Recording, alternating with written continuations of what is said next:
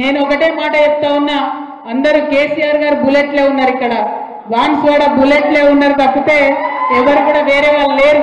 మా తమ్ముళ్ళు చెప్తున్నందుకు వారి ధైర్యానికి మరొకసారి మనస్ఫూర్తిగా నేను అభినందనలు తెలియజేస్తా ఉన్నా. ఈ సభకు సంబంధించి మన పార్టీ నుంచి సంపూర్ణంగా జుబేర్ భాయ్ గారికి, బాజిరెడ్డి గోవర్ధన్ అన్న గారికి వనరులు సమకూర్చడం జరిగింది. ఆర్టీసీ నుండి బస్సులు పార్టీయే సెంట్రల్ గా పార్టీ అకౌంట్ నుంచే డైరెక్ట్ గా డబ్బులు ఇచ్చి ఆర్టీసీ బస్సులను బుక్ చేసుకోవడం జరిగింది. ప్రైవేట్ వెహికల్స్, ప్రైవేట్ బస్సులు బుక్ చేసుకోవడానికి సంపూర్ణంగా మనకు నియోజకవర్గ పార్టీకి సహకారం మనం అందించినాం సెంట్రల్ పార్టీ నుంచి. అదేవిధంగా మరి ఏ మండలం నుంచి ఎంతమంది రావాలని చెప్పి మండలాల వారీగా మీటింగ్స్ కూడా ఇంటర్నల్ గా పెట్టుకోవడం జరిగింది. తప్పకుండా ఇంట్రెస్ట్ ఉన్న ప్రతి ఒక్కరూ వరంగల్ సభను చేరేటట్టు దయచేసి పొద్దుగాల బయలుదేరి రావాలి.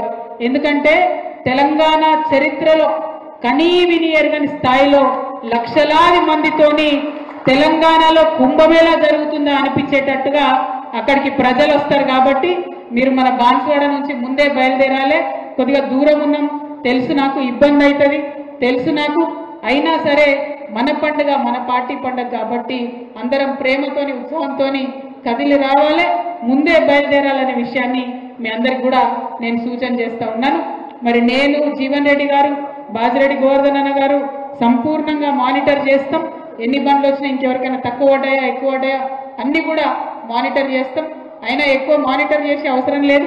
నాకన్నా ఉత్సాహంగా ఇక్కడ ఉన్న మీ అందరే ఉన్నారు కాబట్టి అదే ఉత్సాహం మరి 27వ తారీఖు నాడు కూడా కనపడుతుందని చెప్పి నేను మనస్ఫూర్తిగా భావిస్తా ఉన్నాను. మరి ఇవాళ మీ అందరితో నేను కోరేది ఒకటే, ఇక్కడ ఉప ఎన్నిక ఖచ్చితంగా వస్తుందనేటటువంటి ఆలోచన జరుగుతూ ఉన్నది. మరి అటువంటి నిర్ణయం వస్తే, అటువంటి సందర్భం వస్తే మళ్ళీ ఇక్కడ ఎగిరేది మాత్రం ఈ గులాబీ జెండానే అని చెప్పి ఇవాళ మీ అందరి సమక్షంలో నేను ప్రకటిస్తా ఉన్నా. ఎందుకోసం అంటే కేసీఆర్ సార్ సైనికులు ఈ గులాబీ కండువతోని ఎవ్వరు ముందుకొచ్చినా కూడా ప్రజలు ఇవాళ ప్రేమతో దగ్గరకు వచ్చి మరి పలకరించేటటువంటి పరిస్థితి ఉన్నది. మేము హైదరాబాద్ లో బయలుదేరి బాన్స్వాడకు వస్తుంటే మధ్యలో తవ్వంటే ఒక పిల్లాడు ఆపిండు, బండి దిగి వచ్చి ఫోటో దిగి, అక్క ఎన్ని రోజులక్క ఈ దరిద్రం జర దించేయండి తొందరగా ప్రభుత్వాన్ని అని చెప్పి అడుగుతున్నాడు. అట్లా ఒక్కరు కాదు, ఇద్దరు కాదు, ఎంతో మంది ఎన్నోసార్లు అడుగుతున్నటువంటి సందర్భం. అంటే 15 నెలలనే ఇంత వ్యతిరేకత మూటగట్టుకున్నటువంటి ఏకైక ప్రభుత్వంగా ఈ కాంగ్రెస్ ప్రభుత్వానికి మాత్రం నోబెల్ ప్రైజ్ ఇవ్వాలని చెప్పి నేను మనస్ఫూర్తిగా కోరుతా ఉన్నా. ఎందుకంటే ఒక 2 ఏళ్ళలో 3 ఏళ్ళలో 4 ఏళ్ళలో ఏమైనా తప్పు చేస్తే ప్రజలు గొప్పడతారు జనరల్ గా. కానీ 15 నెలలలో కరెంటు జడగొట్టి, నీళ్లు జడగొట్టి, మిషన్ భగీరథ నీళ్లు రాకుండా చేసి, వచ్చే పెన్షన్లు సరిగా ఇవ్వకుండా, ఉన్నటువంటి ఇచ్చినటువంటి ఏ ఒక్క మాట కూడా మరి చేయకుండా అపకీర్తిని మూట పెట్టుకున్నటువంటి ప్రభుత్వంగా ఈ కాంగ్రెస్ ప్రభుత్వం చరిత్రలో నిలిచిపోతా ఉన్నది. మరి అటుదిక్కు నిలబడ్డ వాళ్ళు ఎవరైనా మునిగిపోయే పడవెక్కినట్టే. కాబట్టి మనకి ఇబ్బంది ఏం లేదు. మన పడవ తీరం చేరే పడవ, మన పడవ దిక్కే ధర్మం ఉన్నది కాబట్టి లక్ష్యం చేరే పడవ మన గులాబీ పడవ అని చెప్పి మరొకసారి తెలియజేస్తా ఉన్నా. ఇక 1 కాదు 2 కాదు ఎన్ని చెప్తామే. ఆటో డ్రైవర్లను ఇబ్బంది పెడుతున్నారు ఫ్రీ బస్ ఇచ్చి అని చెప్పి ఆటో డ్రైవర్లు అందరూ కూడా కోరుతా ఉన్నారు. ఆటో డ్రైవర్ల పక్షాన బీఆర్ఎస్ పార్టీ ఉంటుందని చెప్పి మీకు తెలియజేస్తున్నాం.